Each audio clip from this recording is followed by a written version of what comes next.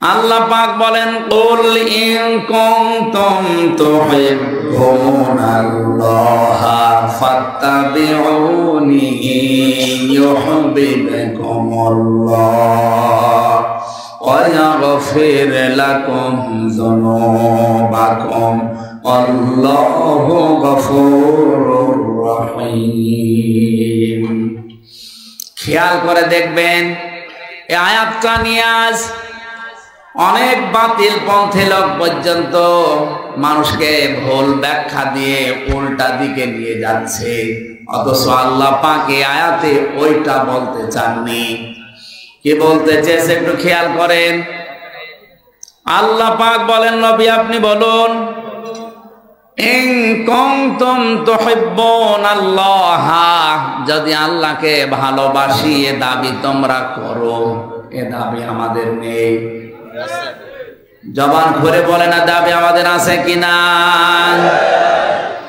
আল্লাহ তোমাকে ভালোবাসিয়ে দাবি যারা করবে, আল্লাহ পাক ঘোষণা দিচ্ছেন ফাত্তাবিউনি, তারা যেন আপনার অনুসরণ করে।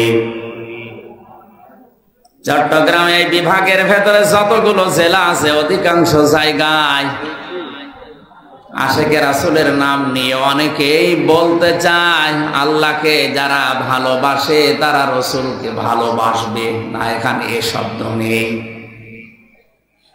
এখানে হাব্বুন না দিয়ে আল্লাহ তাবউন দিয়েছেন।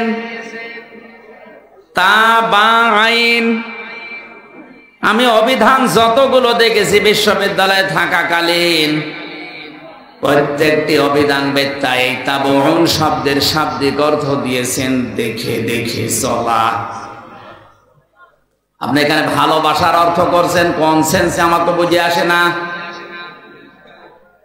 কেউ যদি রাসূলকে অনুসরণ করে, দেখে দেখে চলে, ফাত্তাবিউনি ইউহিব্বুকুমুল্লাহ, তার প্রধান পুরস্কার আল্লাহ বলেন আমি নিজেই তাকে ভালোবাসা আরম্ভ করব। আমি তাকে ভালোবেসেছি বা ভালোবাসা আরম্ভ করেছি এ কথা এখানে নেই।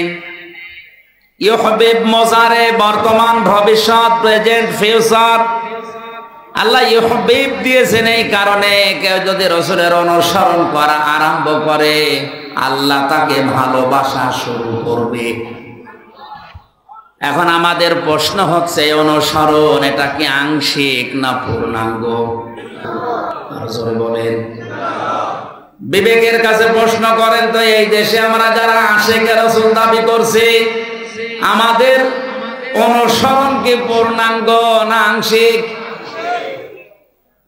হয়তো কেউ নামাজ পড়ে দাড়ি রেখে রোজা রেখে পাগড়ি বায়াম মাথায় দিয়ে জব্বা গায়ে দিয়ে অথবা সর্বোচ্চ দস্তরখানা বিছিয়ে খাবার খেয়ে খাবারের পরে মিষ্টি খেয়ে শেষ।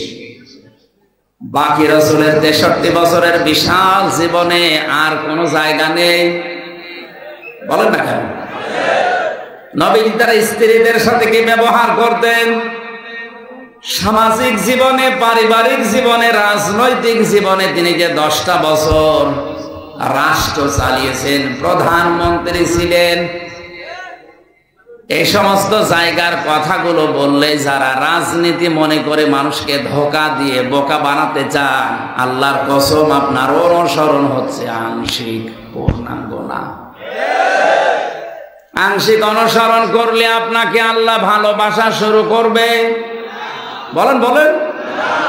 আব্দুল্লাহ ইবনে উবাইয়ের জীবনী পড়েছি, এই লোকটা বিশ্ব নবীকে অনুসরণ করেছিল কিন্তু আংশিক। ওর নামাজ রোজা বিশ্ব নবীর সাথেও তারা বিপরীত, ইফতারি করত, নামাজ পড়তো তার পেছনে, ওর দাড়ি ছিল, জব্বা ছিল, তসবিহ ছিল, সব ছিল। রাজনৈতিক জীবনে তলে তলে আদর্শ ছিল আবু জেহেল।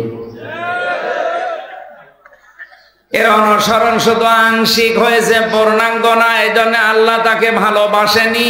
আর আল্লাহ যদি ভালো না বাসে তাকে আল্লাহ মাফও করবে না, জান্নাত তো দূরের কথা।